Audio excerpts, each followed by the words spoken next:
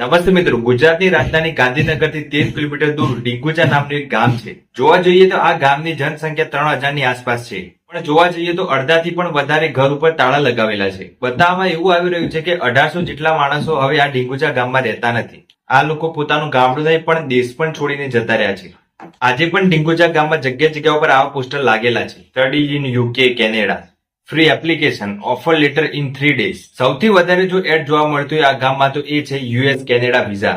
કોઈક એડ્સમાં તો એવું લખેલું છે કે તમે કોઈ પણ એક્ઝામ આપ્યા વગર વિઝા મળી જશે. જાન્યુઆરી 2022 ની વાત છે. પોતાના ગામમાંથી અમેરિકા જતા લોકોને જોઈને આ એક પરિવાર તૈયાર થાય છે અમેરિકા જવા માટે. 39 વર્ષના જગદીશ પટેલ એમની પત્ની અને 2 બાળકો સાથે કેનેડા જવાની ફ્લાઇટ પકડે છે. પહેલા એ પોતાના ગામમાં ટીચરની નોકરી કરતા હતા. જે પોતાના ભાઈના કાર્પેટના બિઝનેસમાં જોડાયા હતા. એમની કમાણી મહિનાની 9 થી 10,000 હતી. સ્પષ્ટ છે કે ઓછા પૈસા અને બેરોજગારીના કારણે તેમને આ નિર્ણય લીધો.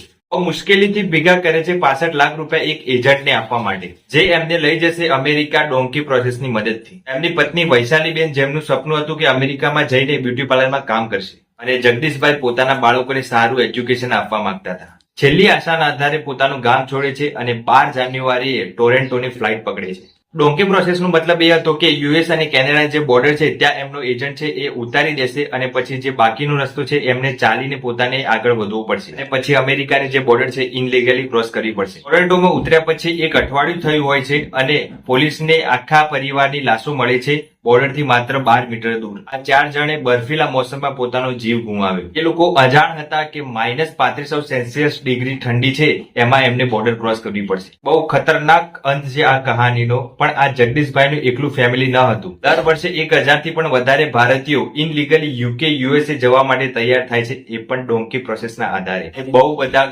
પોતાનો જીવ ગુમાવી દે છે આ કોશિશના કારણે.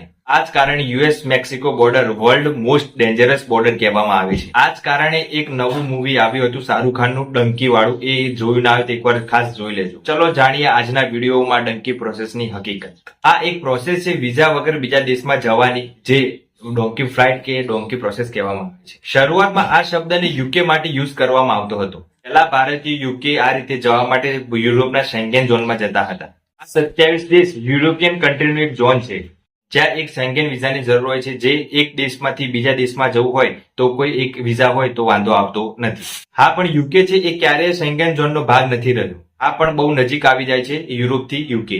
બધા અલગ અલગ રીતે યુકેમાં ઘૂસવા માટે અલગ અલગ પ્રયત્ન કરતા હોય છે. કોઈક લોકો તો ટ્રકમાં બેસીને ટ્રાવેલ કરતા હતા, કોઈ ગાડી લઈને જતા હતા અને કોઈક તો ચાલીને કલાકો સુધી આ મુસાફરી કરી અને અંદર ઘૂસવાનો પ્રયત્ન કરતા હતા. માઇગ્રેશન પોલિસી બતાવે છે કે આજથી 10 વર્ષ પહેલા પણ 150 જેટલા ઇન્ડિયન્સને દર મહિને યુકે થી ડિપોર્ટ કરવામાં આવતા હતા. આજના લોકો હવે યુકેના બદલે યુએસએ જવા તૈયાર થાય છે આ ડંકી પ્રોસેસના આધારે.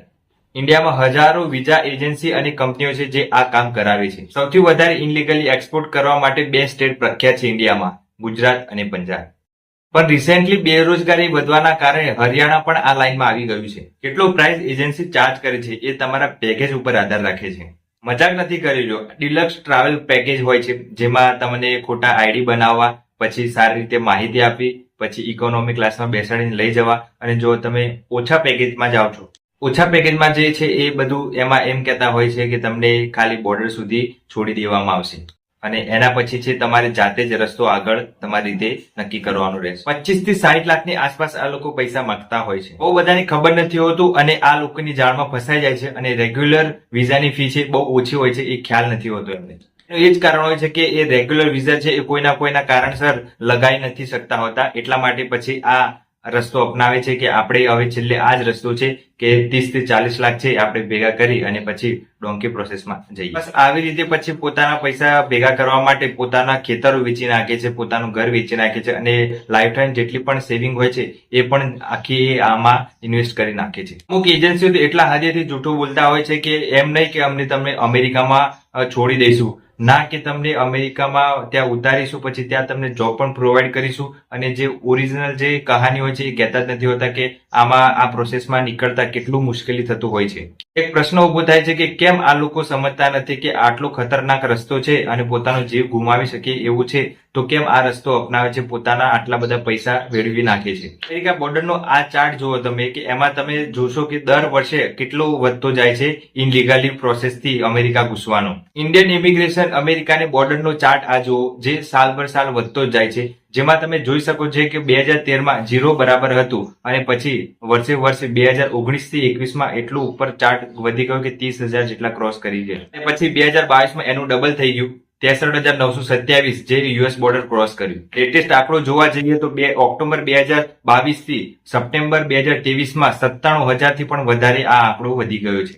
ઓલમોસ્ટ દર વર્ષે 1 લાખથી પણ વધારે ઇન્ડિયન્સ છે એ અમેરિકામાં ઇનલીગલી ઘૂસવાનો પ્રયત્ન કરી રહ્યા છે. સપ્ટેમ્બર 2023 ની વાત કરીએ તો 97,000 માંથી જેટલા પણ ઇન્ડિયન્સો હતા એમાં કેનેડાની બોર્ડર ઉપર જોવા જઈએ તો 30,000 જેટલા ત્યાં પકડાયા છે અને મેક્સિકોની બોર્ડર ઉપર 41,000 જેટલા પકડાયા છે. ડોંકી પ્રોસેસમાં ઇન્ડિયા એકલું નથી, બીજા પણ ઘણા બધા દેશો છે, જેમાં સૌથી વધારે મેક્સિકો છે. એ મેક્સિકન લોકો આ ડોંકી પ્રોસેસમાં આગળ વધતા હોય છે અને અમેરિકા જવાનો પ્રયાસ કરતા હોય છે. પણ એશિયાની કન્ટ્રીમાં ઇન્ડિયા છે નંબર 1 ઉપર આવે છે. સેન્ટર માઇગ્રેશન ઓફ સ્ટડી આ ચાર્ટ તમે જોઈ શકો છો કે સૌથી વધારે કયો દેશ છે એશિયામાં. આ લોકો એક બીજો પણ રસ્તો અપનાવે છે, જે દુબઈમાં વિઝિટર વિઝા ઉપર જવાનું અને પછી કન્ટેનરમાં બેસી અને બીજા દેશમાં જતું રહેવાનું. ઇન્ટરેસ્ટિંગ વાત બતાવું કે જે લોકો ડોંકી પ્રોસેસમાં જાય છે અને પછી બોર્ડર ક્રોસ કર્યા પછી એ લોકો શું કરે છે અને કેવી રીતના પછી આગળ વધે છે એની વાત કહું. શું એ લોકો પોલીસનાથી છુપી છુપીને રહેતા હોય છે અને એમની શરૂઆત છે એ છુપી છુપીને આખો દિવસ જીવન વિતાવતા હોય છે? તો એવું નથી થતું હોતું. આ લોકો જાતે જ જે પેટ્રોલિંગ કરતા હોય છે એમના હવાલે કરી દેતા હોય છે અને પછી એ લોકો